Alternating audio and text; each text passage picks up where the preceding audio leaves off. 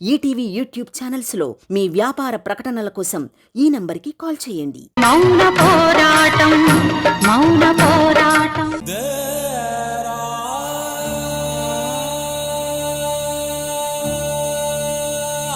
చెప్పి వెళ్ళాలా? ఎవరికి చెప్పాలి? నీకా? మీ భార్యాభర్తలు బయటికి వెళ్ళిన ప్రతిసారి అమ్మకి చెప్పే వెళ్తున్నారా అని అంటున్నాను. ఏ నేను అడిగిన దానిలో తప్పేమైనా ఉందా? అయినా నీకు శిక్ష వేయడానికి ఆయనెవరు?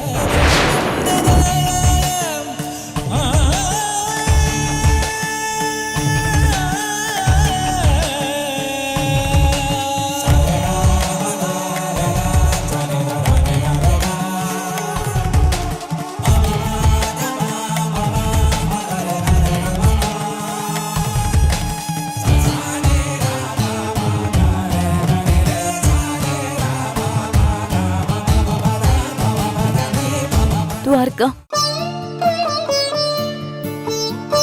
నాకేం అర్థం కావట్లేదు అవంతి. అంత అయోమయంగా ఉంది. వాడు మాట్లాడిందేంటో. అయ్యో ద్వారకా, ప్లీజ్ ద్వారకా. ఏంటి వాడన్న మాట? ఏంటది అవంతి? నాకు సరిగ్గా గుర్తు రావటం లేదు. ద్వారకా ప్లీజ్ ద్వారకా, వదిలే. ఏంటది? అది నేనెవరా? ఇదే కదా వాడన్న మాట. నేనెవరంటాడేంటవంతి వాడు? నేను వాడన్నాను కదా, మర్చిపోయాడా?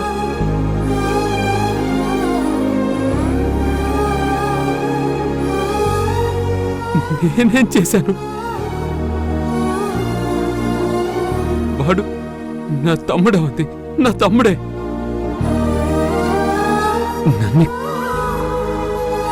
నన్నిక్కడ కూర్చింది నా తమ్ముడు.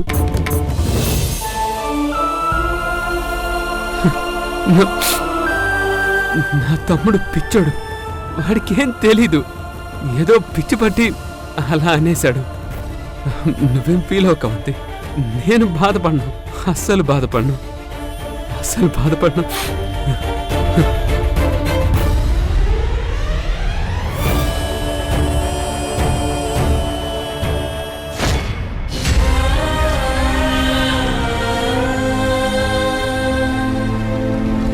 నేను బయటికి వెళ్తే అమ్మకి చెప్తానో చెప్పనో అది నా ఇష్టం.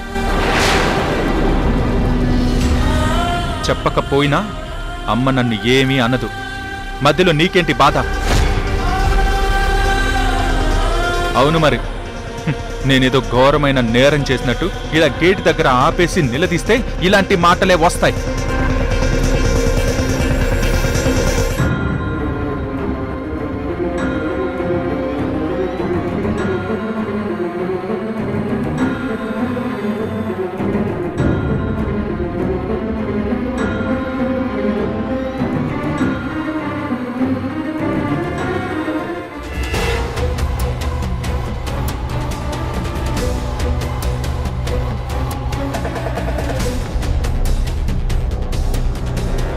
మురారి,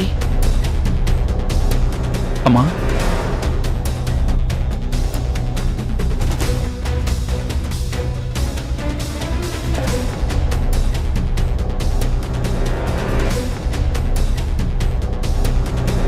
ఏంటమ్మా అలా చూస్తున్నావు? నా కొడుకులాగే ఉన్నాడా? ఏమైనా చేంజ్ వచ్చిందా అని. అమ్మా ఏంటమ్మా నువ్వు ఇలా మాట్లాడుతున్నావు? నాలో చేంజ్ రావడం ఏంటి? అమ్మా నేను నీ కొడుకునే కదమ్మా. నిజంగా నువ్వు నా కొడుకువేనా? నా మురారివేనా అని చూస్తున్నాను. అమ్మా వద్దమ్మా, నువ్వు అలా మాట్లాడొద్దు. నేను తట్టుకోలేనమ్మా. అమ్మా నేను నీ కొడుకుని కాదా? నువ్వు పెంచుకున్న ఆ చిన్ని కృష్ణుని కాదా? అమ్మా మురారి, నీకు ఎవరైనా ఏమన్నా చెప్పారా? లేదంటే నిన్న రాత్రి నేను కేక్ కట్ చేయడానికి రాలేదని కోపం వచ్చిందా అమ్మా? అమ్మా నిన్న మధ్యాహ్నమే నువ్వు నాతో కేక్ కట్ చేయించావు కదమ్మా. అందుకే కదమ్మా నేను బయటికి వెళ్ళింది. నువ్విదంతా అర్థం చేసుకుంటావనుకున్నానమ్మా. నువ్విలా కోపం తెచ్చుకుంటావనుకోలేదు. అమ్మా, నిజంగా నీకు కోపం వస్తుందనుకుంటే నేను అసలు ఇల్లు వదిలి బయటికి వెళ్ళేవాణ్ణి కాదమ్మా. ఇంట్లోనే గప్చుప్గా ఓ మూలన కూర్చునేవాణ్ణి. అమ్మా, నీకు గుర్తుందా? చిన్నప్పుడు నువ్వు కోపం వచ్చినట్టు నటిస్తేనే నేను నోటి మీద వేలు వేసుకుని ఒక మూలన నిలబడేవాణ్ణి. వెంటనే నువ్వు నవ్వేసి నన్ను దగ్గరికి తీసుకునేదానివి. వీడు అదే మురారి అమ్మా, అదే మురారి అమ్మా. ఏం మారలేదమ్మా, అదే మురారి అమ్మా. అమ్మా అమ్మా, నువ్వు నీ నవ్వు నాకు వరమమ్మా, నీ కోపం నాకు శాపం. నేను అసలు భరించలేనమ్మా, అసలు భరించలేను. మురారి, కోపమా? హ? నీ మీద నాకు కోపం వస్తుందా? ఈ అమ్మకి కొడుకు మీద కోపం వస్తుందా? చెప్పు. మరి ఇలా ఎందుకు మాట్లాడావమ్మా? నువ్వు సరదాగా ఎలా మాట్లాడినా నాకు నిజంగా చచ్చిపోవాలనిపిస్తుందమ్మా. రేయ్ మురారి,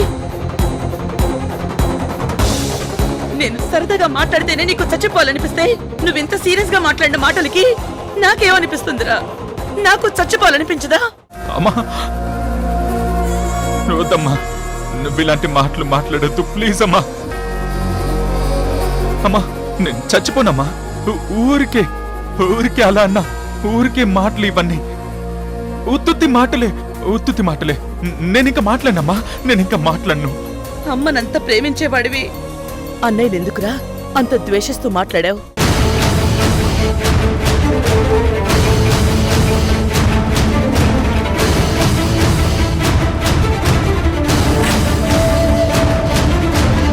అమ్మా, ఏ అమ్మ నీకు చిన్నప్పటి నుంచే ఏం నేర్పించిందిరా?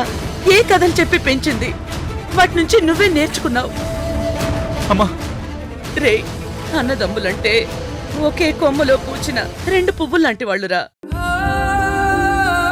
ఆ పూలు పూచిన దగ్గర నుంచి కలిసే ఉంటాయి, రాలిపోయేంత వరకు. ఒక్క మాట గుర్తుంచుకున్నా, ప్రేమ ద్వేషం రెండూ ఒకే చోట పుడతాయి. ఆ చోటు పేరు మనసు. అందుకే ఆ రెండిట్లో ఒక పోలికుంటుంది. అదేంటంటే ప్రేమ ద్వేషం రెండూ గుడ్డివే. మనిషి ప్రేమించినా గుడ్డిగానే ప్రేమిస్తాడు, ద్వేషించినా గుడ్డిగానే ద్వేషిస్తాడు. వాటి వెనకున్న కారణాలన్నీ నిజానిజాల్ని గుర్తించడు. నువ్వొకసారి మీ అన్నయ్యనన్న ప్రతి మాట గుర్తు చేసుకో. నీలోంచి నువ్వు బయటికొచ్చి ఆలోచించు. మురారైతే ఇలా మాట్లాడతాడా? అమ్మ గురించి ఒక్క నిమిషం కూడా ఆలోచించడాన్ని ఆలోచించు. అప్పుడు నీకు అర్థమవుతుందిరా. అమ్మా, నీ గురించి నేను 24 గంటలు ఆలోచిస్తున్నానమ్మా. అమ్మా, నాకు నువ్వు తప్ప ఇంకా వేరే లోకం లేదమ్మా. ఇదిగో చూడు, ఈ పచ్చబొట్టుని నేనెందుకు పొడిపించుకున్నానమ్మా? ఏదో బయట అందరికీ చూపించుకోవడానికి కాదు. నువ్వు నా కళ్ళ ముందు లేనప్పుడు ఇది చూసుకోవడానికే. అమ్మా అనే ఈ అక్షరాలు చూస్తూ ఉంటే నిన్ను చూస్తున్నట్టే ఉంటుందమ్మా. మురారే, ప్రతి క్షణం ప్రతిరోజు నాతోనే ఉన్నావని అనుకోవడం కోసమే అమ్మా ఈ పచ్చబొట్టు పొడిపించుకున్నాను. నిజంగా అలా అనుకుంటే ఎంత బాగుంటుందో తెలుసా అమ్మా?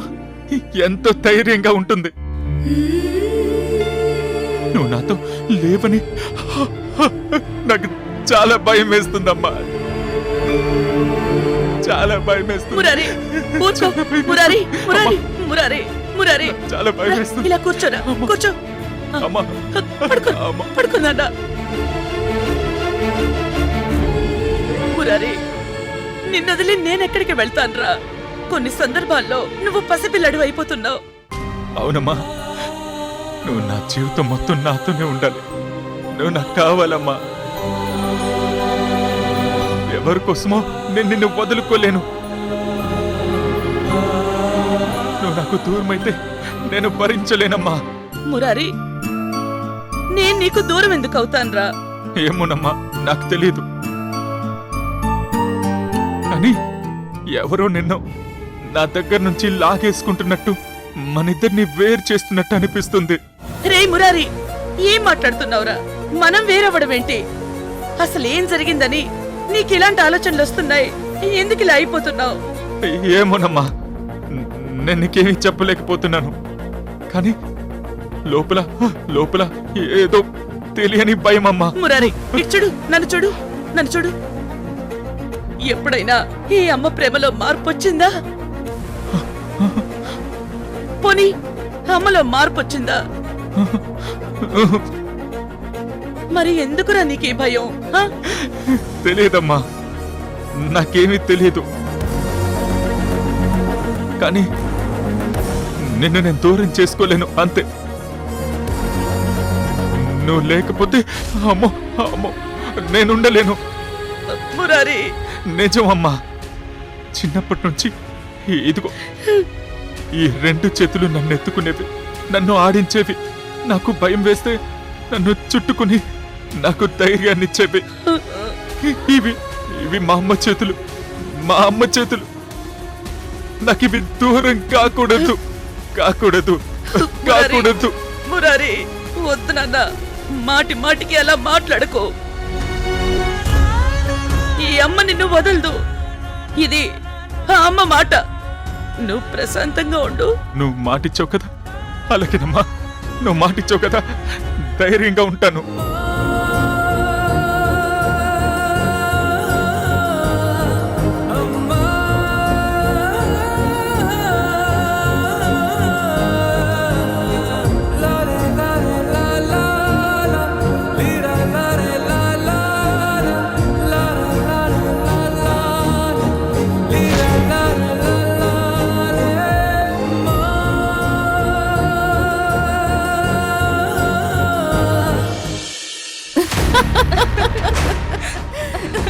నేను అమాయకంగా ఏమీ తెలియనట్టు ఏంటండి బావగారు ఈ అన్యాయం అనడం? దానికి మురారి ఆవేశంతో రగిలిపోవడం. అయిపోయింది అత్తయ్య గారు, చాలా సక్సెస్ఫుల్ గా ఓ చాప్టర్ క్లోజ్ చేసేస్తున్నాము. మురారి ఉన్నట్టుండి సడన్ గా తన మీద ఎందుకు రివర్స్ అయి మాట్లాడుతున్నాడో ద్వారక అర్థం కావట్లేదు. కొడుకులిద్దరూ కొట్టుకుంటుంటే ఆ గొడవని ఎలా ఆపాలో దుర్గకి అర్థం కావట్లేదు. ఇప్పుడు అస్సలైన మహాభారత యుద్ధం మొదలవబోతుంది. ఇదంతా నీ గ్రేటే నక్షత్ర. మనం మురారిని చెడ్డగా మార్చట్లేదు, మంచిగా మారుస్తున్నాము. దుర్మార్గురాలైన దుర్గకి దూరంగా ఉండాలని ఇదంతా చేస్తున్నాము. అంతే అంతే. ఇప్పుడు మనం అనుకున్న దాంట్లో సగం పూర్తయింది. మురారి పూర్తిగా ద్వారకని ద్వేషిస్తున్నాడు. అయినా దానికి బేస్మెంట్ మీరే వేస్తారు అత్తయ్య గారు.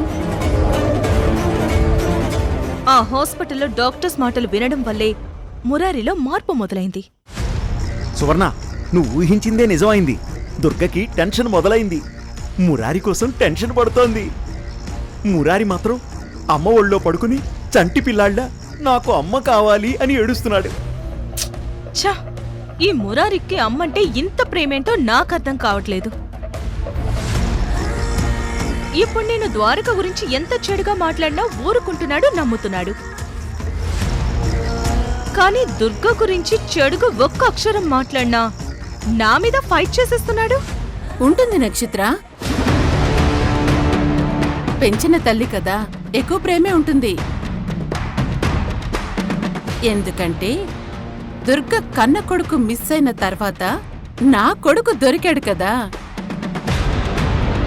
దాంతో వీడు కూడా మిస్ అయిపోతాడేమోనని టెన్షన్తో కంటికి రెప్పలా చూసుకొనుంటుంది. దాంతో వాడు ఆ అబ్బాయి గారు సినిమాలో వెంకటేష్లా తయారయ్యాడు. అవ్వనివ్వండి అత్తయ్య. నేను మురారి పక్కన మీనాలా తయారవుతాను. నువ్వలా ఉంటానంటే నేను నీకు నూతన్ ప్రసాద్లా తోడుండి మంచి మంచి ప్లాన్లు ఇస్తుంటాను.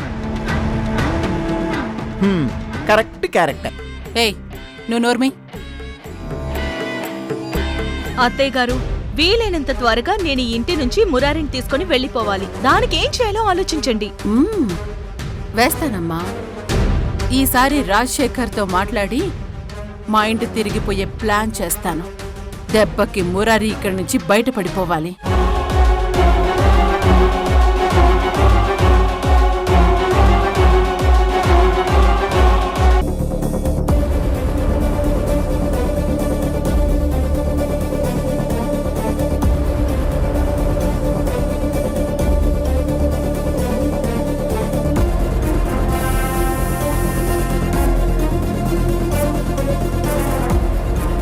మురారి, ఇక్కడున్నావా?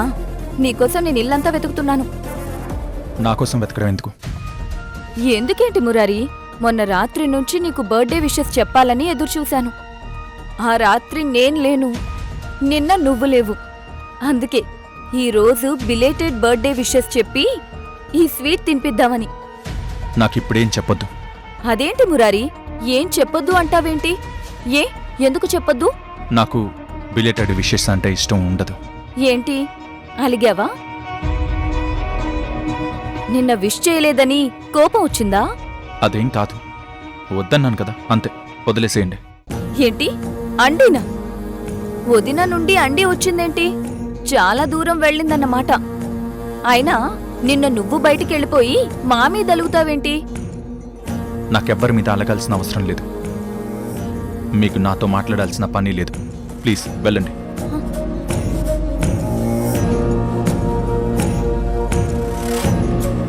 మురారి, ఏంటిది? ఇందాకటి నుంచి నువ్విలా మాట్లాడుతుంటే ఏదో కదా అని ఆట పట్టిస్తున్నావనుకున్నాను. ఇంత సీరియస్గా ఉన్నావేంటి? మురారి, ఏమైంది? ఏమీ కాలేదు. ఏం కాకపోతే ఎందుకిలా ఉన్నావు? చెప్పు మురారి. నాతో ఎంతో ఆప్యాయంగా మాట్లాడే నువ్వు ఫస్ట్ టైం ఇంత సీరియస్గా మాట్లాడుతున్నావంటే ఏదో జరిగింది. ఏం జరిగింది చెప్పు. ఏంటి జరిగింది? మీకు సంజాయిషీలు ఇచ్చుకోవడానికి నేనేం తప్పు చేయలేదు. ఎవరికి ఏం చేస్తున్నారో, ఎవరి మనసులేంటో ఇప్పుడిప్పుడే తెలుస్తుంది. పైపైన ప్రేమలు చూపించాల్సిన అవసరం లేదు.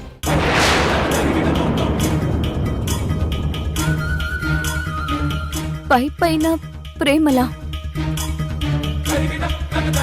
మురారి, నువ్వేనా ఈ మాట అనేది? నేనే అంటున్నాను. పైకి మంచితనం, ప్రేమ అన్నీ నటిస్తారు, లోపల ఏం చేయాలో అవన్నీ చేసేస్తారు. ఏంటి మురారి, ఇది అన్యాయం. ప్లీజ్, నువ్విలా మాట్లాడొద్దు. ఇది కరెక్ట్ కాదు. ఇన్ని రోజులు ఏది కరెక్టో ఏది రాంగో తెలుసుకోలేకపోయాను. ఇప్పుడిప్పుడే చాలా క్లారిటీగా తెలుస్తుంది మీ మనసుల్లో ఏముందో.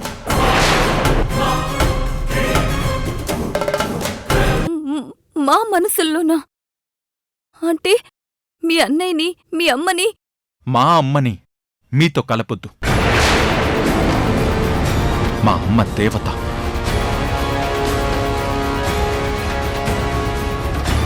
అంటే మీ అన్నయ్య, నేను, మేమిద్దరమే నీ దృష్టిలో చెడ్డవాళ్ళమా? చెప్పు మురారి, మేము చెడ్డవాళ్ళమా?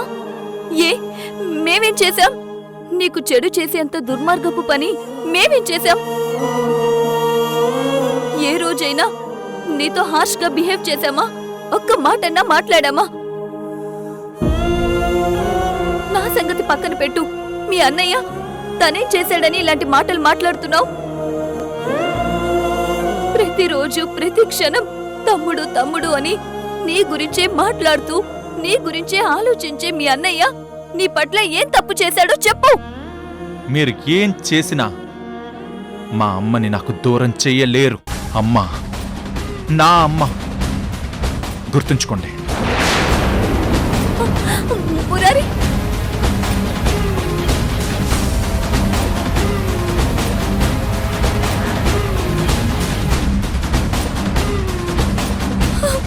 అవంతి మురారి బావేంటి ఇలా మాట్లాడుతున్నాడు?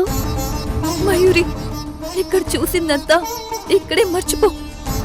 మురారి ఏం మాట్లాడలేదు, నువ్వేం వినలేదు, అంతే. అవంతి, బావ ఇలా మాట్లాడుతున్నాడంటే ఇది బావకి పుట్టిన బుద్ధి కాదు. దీనికి కారణం వేరే ఎవరో ఉన్నారు. ఎవరై ఉంటారు?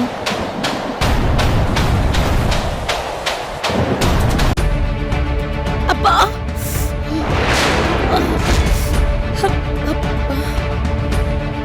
అమ్మా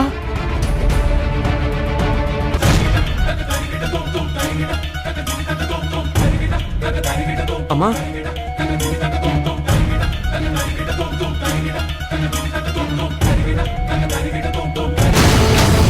అమ్మా అమ్మా ఉండు.